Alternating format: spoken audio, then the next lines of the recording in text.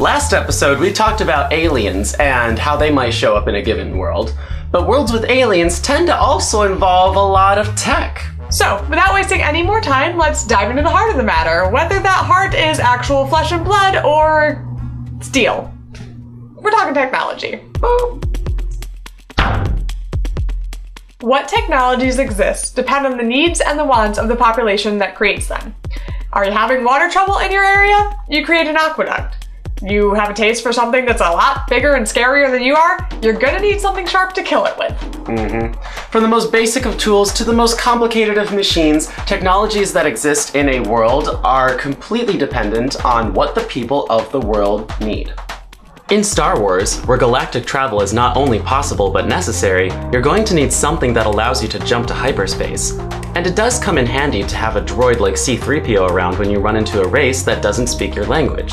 The technology that exists in the Star Wars universe exists due to the story's setting and the needs of the population because of that setting.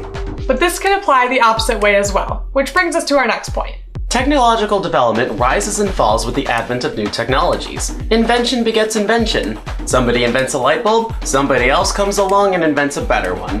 You can get a lot of information about current technologies by looking at their predecessor inventions. Not only that, but you can also see certain cultures and ideas rise due to technological advancement. The link between television advertising and consumer culture, for example, shows that just as much as we shape technology, technology ends up shaping us.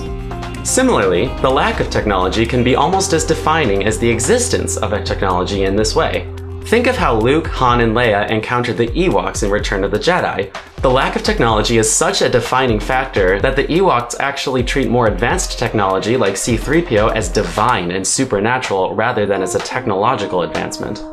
And that brings us to our final big idea. Changes in technology, like any other change, will naturally be met with some kind of resistance because it alters the way people perceive their world. Over time, this resistance will either grow to the point where it hampers progress and stops the technology, or it will diminish into nothingness. New ideas will always be met with some kind of unease or misgivings, and that's okay, it's completely normal. In fact, the advent of new technologies often makes us question our place in the world and how we perceive it. In Star Wars, think of how Han Solo first relates to the ideas of the Force, the lightsaber, and the Jedi. His primary weapon is the blaster, and at times he seems visibly uncomfortable with the Jedi weapon. This is a reflection of basic human nature. We tend to resist things that we view as unknown or uncanny. This is why you often hear about how some major invention was initially dismissed, or the inventor was told that no one will want it. On the flip side, people can also react to technological advances with positive excitement and curiosity. It depends on the type of technology. Regardless, initial resistance to change or anticipation for the next new thing both come with a lot of consequences for the introduction of new technologies into your world. So, if you're going to have characters come across something new, you better have them react to it somehow.